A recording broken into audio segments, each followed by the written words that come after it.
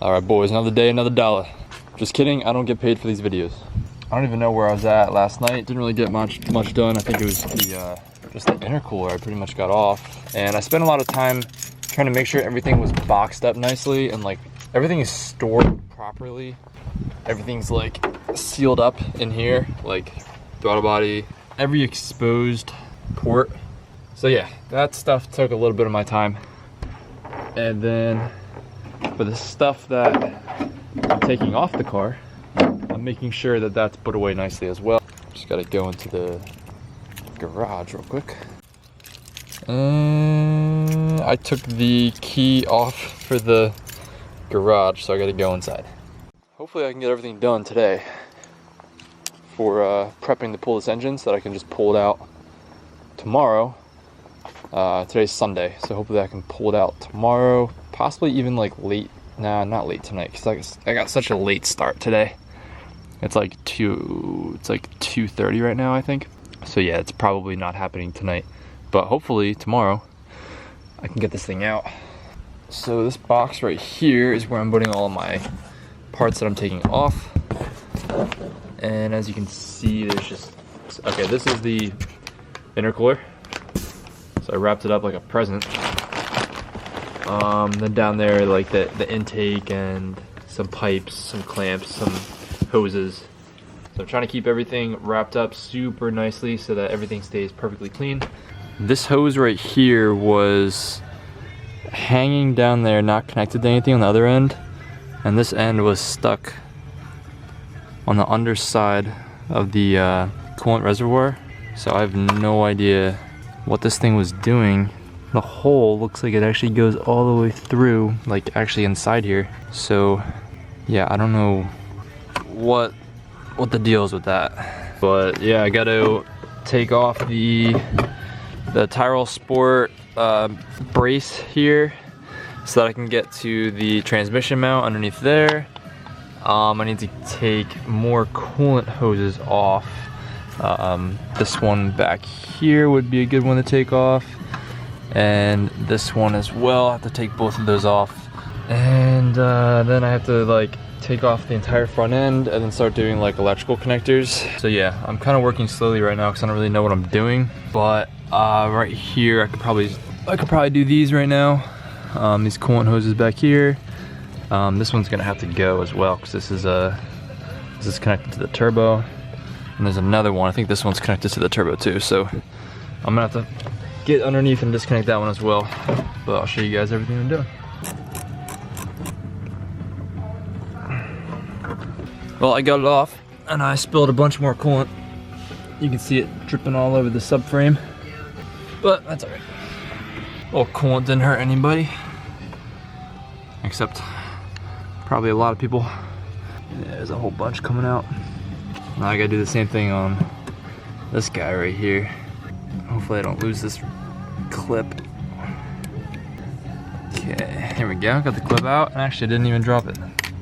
This guy might, there we go. Easy.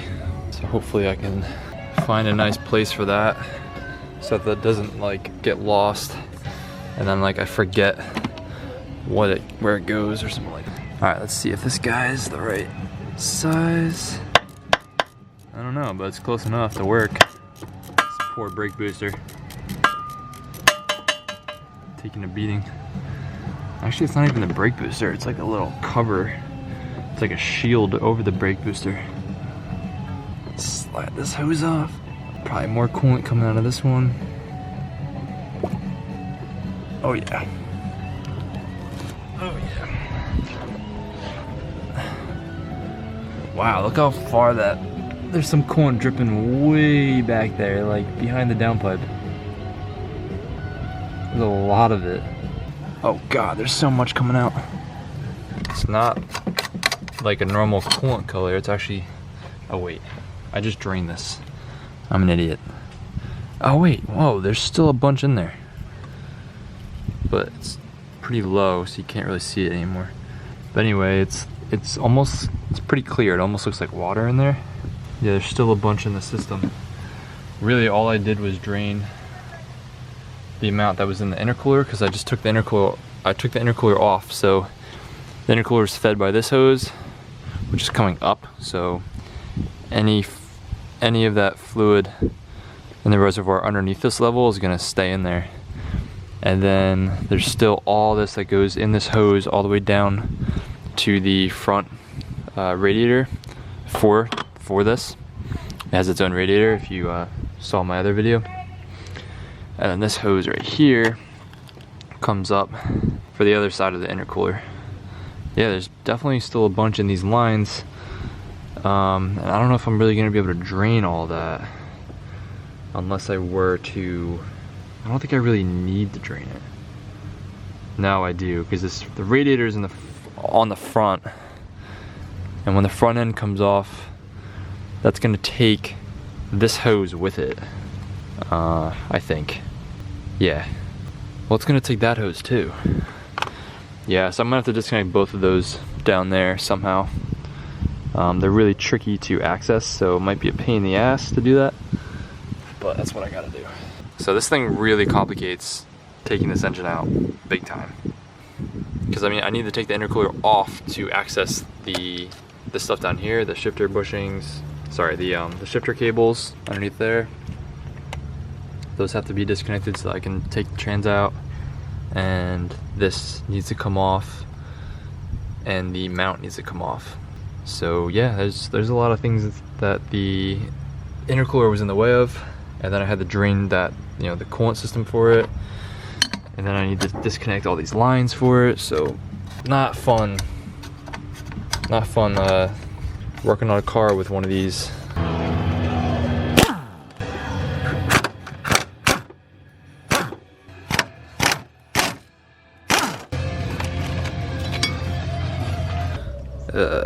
It's pretty nasty.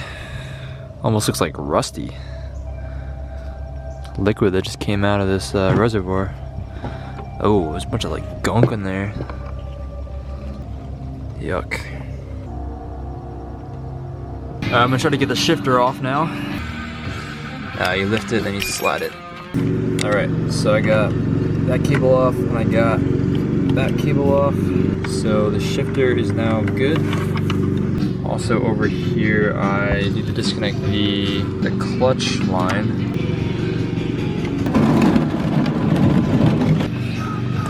It's definitely dripping a bunch out. Oh yeah, a whole lot of that's coming out. All right, in the same area, I gotta undo this earth cable right here from the alternator.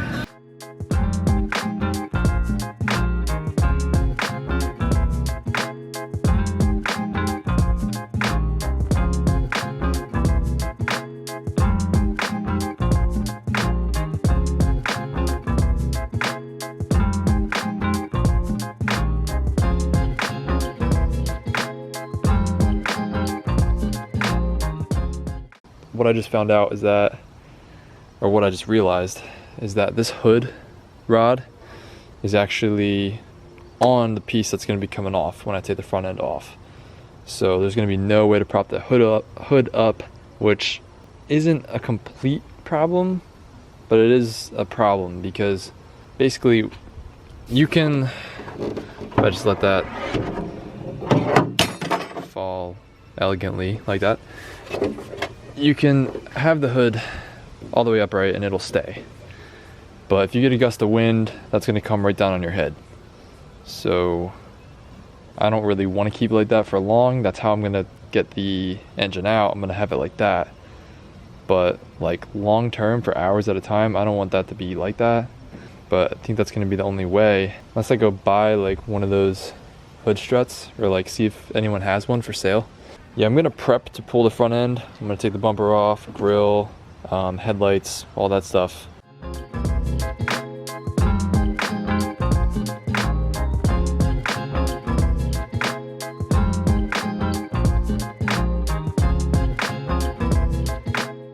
So the spot where the wiper fluid goes in right here to the headlight washers, right there, right there. That's supposed to have a line that connects right here into the reservoir. Usually this one right here. But now there's like a sensor on there. Maybe it's like a low level sensor.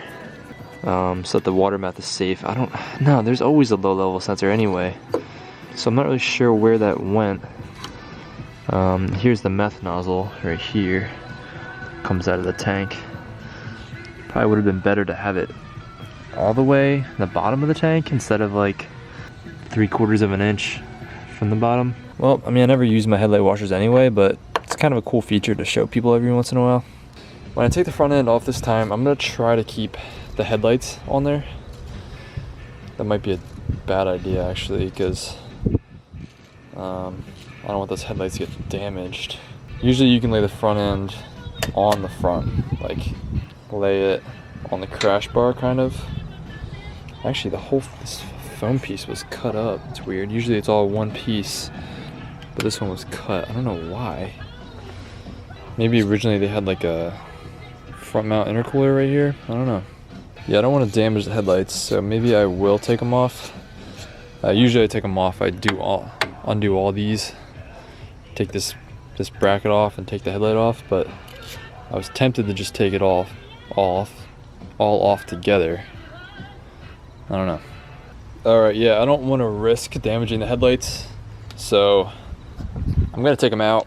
I'm gonna try keeping this bracket on this time, so I'm gonna keep these ones on so that the bracket comes with the headlight. So I'm just gonna undo these. It doesn't want to come out. Well, that's weird. This whole bumper guide wants to come off right now, which is very odd. It's only connected by these screws. There's supposed to be 3 screws. All 3 of them are in. Yeah, this whole guide is supposed to be connected to all of this stuff in here. You're not supposed to be able to pull it away like that, so I don't know why it's doing that. Since that's like its own piece, I guess I can just keep it on the guide and then just undo these and take the whole guide off. So I'm gonna try that. All right, so I got those off and the whole thing didn't fall right out, so that's good. So let's see what happens here. Bumper guide is usually right in there. And actually you can see where it broke off. See that piece right there? See how it's clearly broken off? That is usually connected to that piece right there.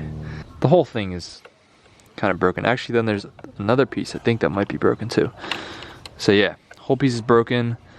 I almost kind of like that it's broken because it makes it a little bit easier to work on. Protects the headlight a little bit better right now. So I wonder if this one's the same way. Oh, I think I lost one of these screws because I did not undo this on the other side. Yeah, I totally lost the screw. So yeah, I wonder if this one's broken too. If this one's broken too, then it was broken on purpose. All right, got this one ready. Let's see if this one comes out the same way. Nope, I don't think so. I don't think this one's broken. Nope, this one's not broken. I don't know why this is giving me trouble. Oh, I'm missing one. I always forget one. All right, I found the issue. The hood latch does not want to let go of this bracket. So I gotta try to pry that guy off. Hopefully it comes off without too much of an issue, too much of a fight. There we go. This is what the bumper guide is supposed to look like. Connected right there. Already got those guys off over there. So it's ready to come off with the radiator support. This side is all good too. So now I have to get these 4 bolts on this side, same thing on the other side, and get all the rest of the connectors and stuff, AC lines. Alright, so a few things I've noticed. So with that meth line, so this goes straight up back here behind the fender, all the way up here, and it goes behind here to the pump right there. I think I showed that before in one of my other videos. And then the pump shoots a line back out in the same direction right here, and that goes to right here. Also some random ass like 3M tape or something in here. So I got the hood latch cable disconnected. So now I'm gonna get underneath, grab my T45. Where are they? Here they are. I assume it's using a T45 like my old R. Yeah, it looks right. So these two AC lines, gotta do these. And wow, they are very close to this, which I think is the AC compressor. Very close to that. So that's actually gonna be a problem. Where's my T45? Right here. Come on, baby. There we go. Yeah, I'm not gonna be able to get these AC lines off unless I slide the front end off a little bit, like a couple inches, and then I do it. Only other thing I could do is take the AC compressor off, but that might be kind of annoying. I think this is the tensioner, so I'd have to undo the tensioner, take the cable off. Let's see how many bolts hold this on. Probably this one and that one, and then there's probably one on the other side. Yeah, 1, 2, 3. Actually, that's not that bad. That one up there is gonna be very difficult to access though. I think that's my only shot because I don't see how I'm gonna get these lines off otherwise. Sliding the whole front end off like an inch or two probably is not gonna be a good idea. So I'm gonna try spinning this guy clockwise and see what happens. It's not taking as much tension off it as I thought it would, but this does look right.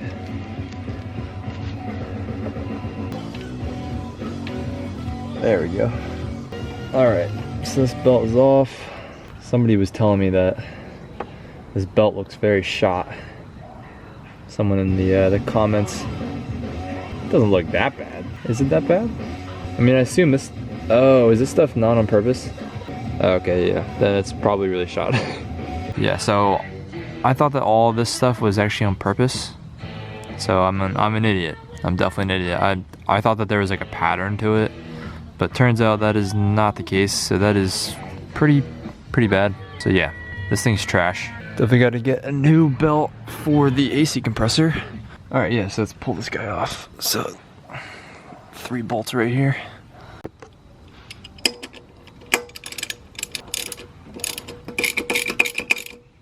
Man, that's not coming out very well. Doesn't really like coming out. This one might be a little bit of a pain to get to. Yeah, that one's gonna be difficult for sure. I might have to whip out a box wrench for that one. I stopped when I was getting the AC lines out right here because my dad really wanted to get this whole area cleared out. So I spent a whole lot of time bringing all my stuff to the back of the garage. So you can see it's now a mess back here.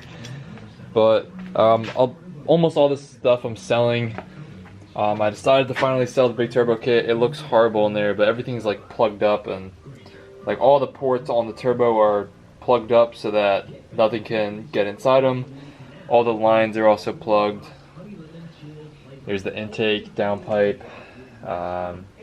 manifold, the wastegate, the dump tube, intercooler piping, the boost piping that goes to the intercooler.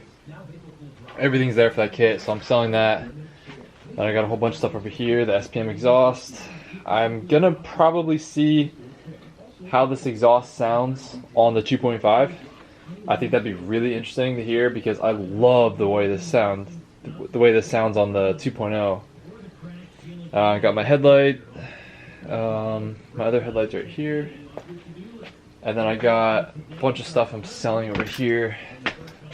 2.5 IE manifold, and a ripped up turbo blanket, brake paint, tow hook mount, block off plate for the front PCV, some GTI mud flaps, some winter tires, and I got more winter tires over there. I got a whole way too much stuff, way too many things. Yeah, hopefully over the next week or two I can get rid of like half of this stuff, and then, you know, The exhaust will have to wait till I get the 2.5 up and running.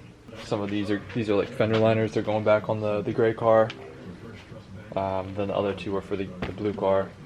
Like, I really wanted to hold on to this turbo kit, but I just don't see a use for it because, I mean, the cheapest thing for me would be to get like a TSI car, get like a GLI or like a GTI, but I don't want a Mark 6 GTI. I have a bad taste in my mouth from FSI, so I don't know if I really feel like getting I wanted to get a Gen 2 TT, but they're only autos.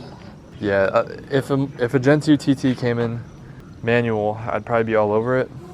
At least like in a TSI. Now you can get a 3.2, but and those are sick, but they're expensive. Getting a 3.2 TT in manual would be so awesome. That would be so cool. Do a turbo build on it. Oh man, put a big ass wing on the back. Those cars look sick.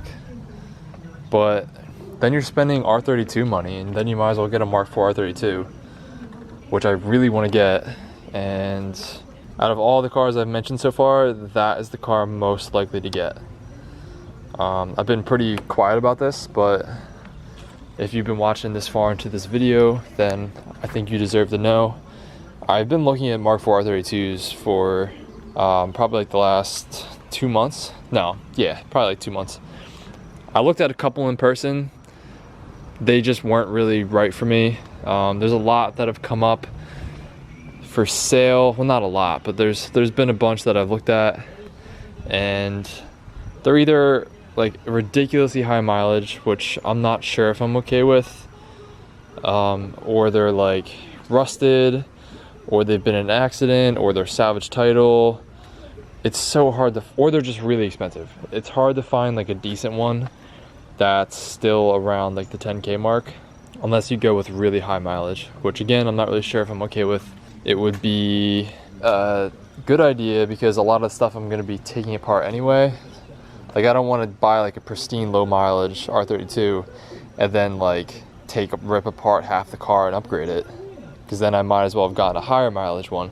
But I also don't want like a 250,000 mile car that has like a really tired, worn out chassis and plus resale value. Like, if I ever were to want to sell that car, it would just be so difficult selling a car with super high mileage. What I should do is just buy like a Mark 6 GLI, because then I can get it in manual. Those engines are proven to be strong, so I could slap that turbo kit on it. I think it would all fit, and just call it a day pretty much. I would just have to upgrade a lot of fueling because TSI fueling sucks. But I don't know, I'm really ranting here, so I'm gonna try to stop. But I'm just not in love with the GLI. I don't know if I'm okay with spending 7,000 or 8,000 on a GLI when I could buy an R32 for only a couple thousand more. So that's what's holding me back on like the GLI. I would gladly buy a Mark IV GLI, like especially one that has like a blown motor. I would take that in a heartbeat. If I could find one for like $1,000 or $1,500, blown motor GLI, absolutely, I would take that. If anyone sees a deal like that, send it my way, because I'll go scoop that thing up. Because then I could do my own engine rebuild, which would be awesome. Like my own bottom end assembly. That'd be my first time doing that, and I'd be able to tune it myself. First time like tuning, that would be awesome. And then I could like fabricate my own turbo kit. I could do everything that I wanted to do on the RSX, but I've had cold feet with the RSX. I could do all that stuff with a Mark IV GLI. That'd be awesome. The R32, I wouldn't be able to tune myself easily unless I went standalone, but that's not cheap at all. Again, I'm ranting, so I'm gonna stop and get back to the car here. So now that I have the front bumper off, the coolant system for the water to air intercooler is now exposed, so I can now disconnect this hose to drain the rest of the coolant.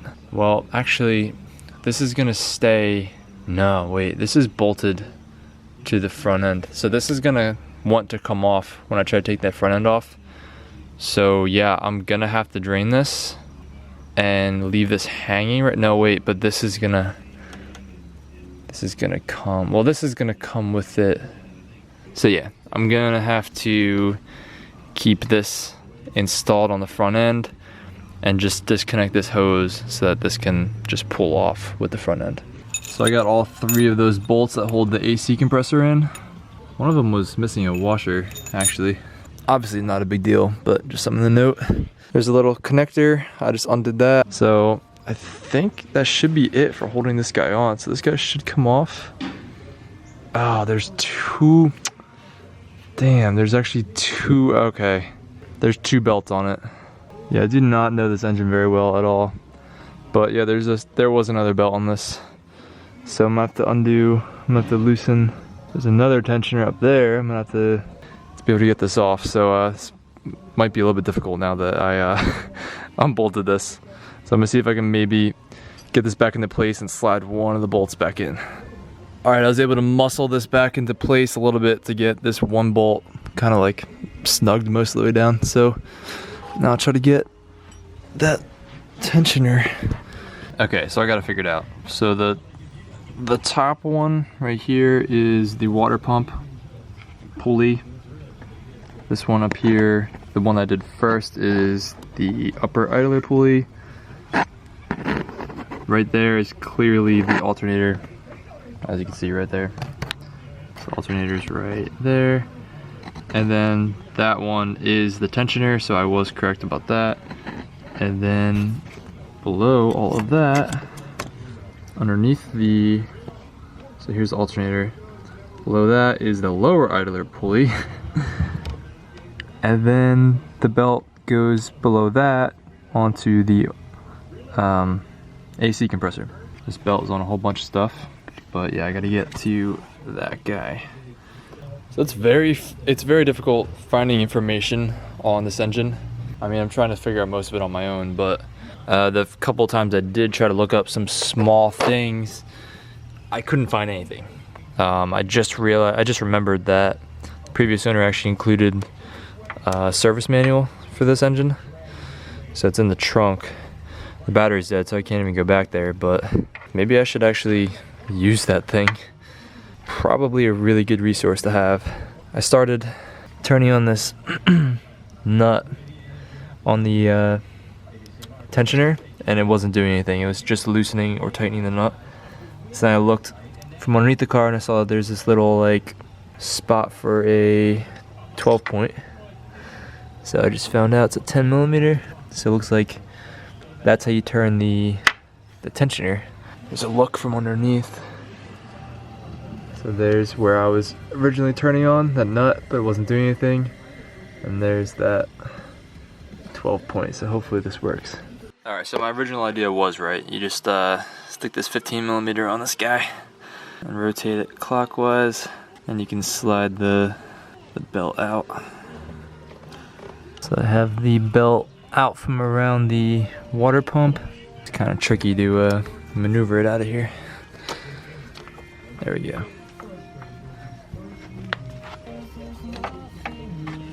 There we go. And this belt looks like it's in way better shape. This one looks like it's in good shape. Okay, so this guy should just fall down now. The only thing that's still connecting it are the 2 AC lines.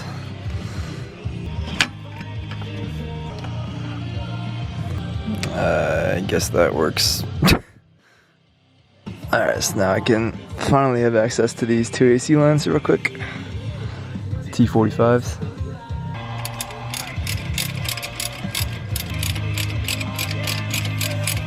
Alright, got both those out. Now hopefully these lines don't give me too much of an issue.